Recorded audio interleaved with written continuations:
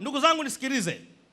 Kuna kauli moja nadhani mwanzo mtanielewa wakati naongea, lakini mtanielewa baadaye. Sipendi. Na mimi ni miongoni mwa watu kama sipendi kitu sipendi, na nakuwa wazi, labda unieleweshe mpaka nikipende. Unafiki sio sehemu ya maisha yangu. Mimi sipendi kauli. Na inaonekana ina hekima ila haina hekima kwa mujibu wa Biblia. Kauli inayosema usichanganye mambo ya kiroho na siasa, hii kauli ni mbaya. Na nitawaambia kivi. Hii kauli italeta mgawanyiko. Itawaweka viongozi wa kiroho mbali na itawaweka wanasiasa mbali na kanisa. Ni kauli kama rafiki lakini sio rafiki.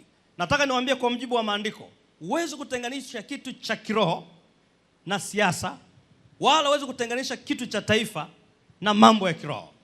Hivi vitu, kauli inatakiwa iwe hivi, kwamba unapokuwa mtu wa kiroho, jua cha kuongea kwenye siasa, na unapokuwa mtu wa siasa, jua cha kuongea kwa watu wa kiroho, lakini sio kusema moja kwa moja usiingilie.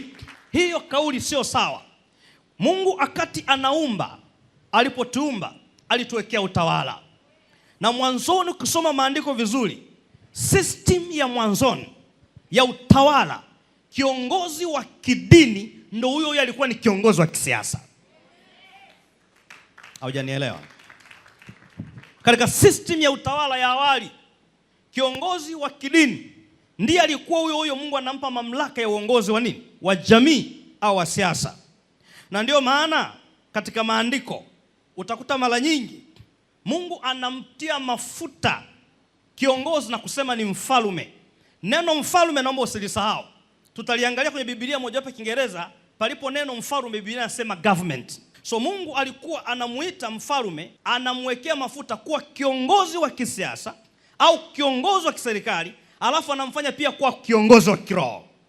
Nitakupa mfano. Mwanzoni kabisa wafalme, Mungu alipomteua mfalme katika Israeli, alimteua aongoze kiroho na aongoze kijamii au kiserikali au kisiasa. Samuel wa kwanza 16 mstari wa kwanza peke yake. Maandiko yanasema Bwana akamwambia Samuel, hata lini utamlilia Sauli? Ikiwa mimi nimemkataa asiwamiliki Israeli, ijaze pembe yako mafuta, uende nami, nitakupeleka kwa Yese Mbethlehem, maana nimejipatia mfalme katika wanae. Maana nimejipatia mfalme katika wanawe.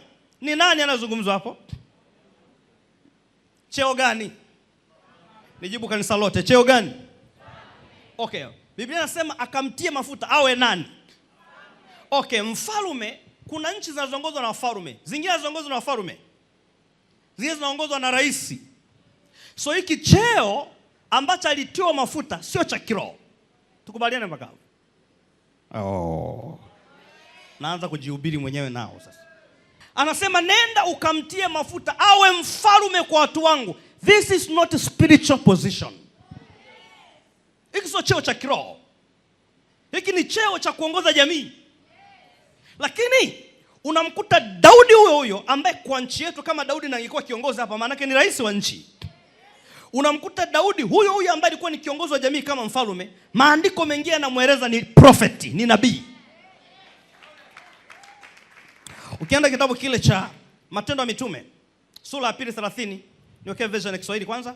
Matendo ya Mitume 2:30. Hebu muangalia Daudi. Hapa zinazungumzwa habari za Daudi. Okay? Basi kwa kuwa ni nabii, kwa kuwa ni nani?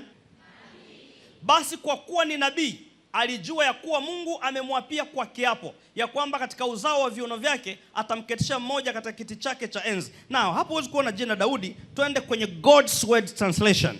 Kwenye God's Word Translation inasema hivi, David was a prophet. Is that a king? Is he say David was a king? No.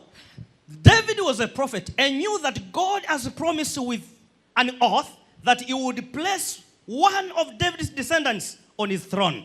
Kwamba Daudi alikuwa ni nabii. Huku Samuel inatuambia Daudi alikuwa ni mfalme. Je, andiko hilo limekosea? No. Alikuwa akisimama kwa watu wa Mungu. He is a prophet. Akienda kwenye jamii ni mfalme wao.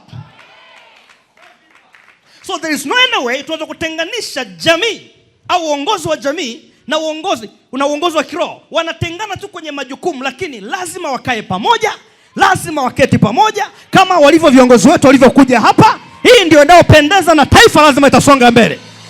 Kama unaipenda Tanzania, nyanyua bendera na skafu yako, sema Tanzania oye. Kwa staili hii nchi inaenda. Lakini ukianza no. We pastor.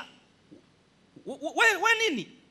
No. We padri, usiniambie. Hatuendi kokote.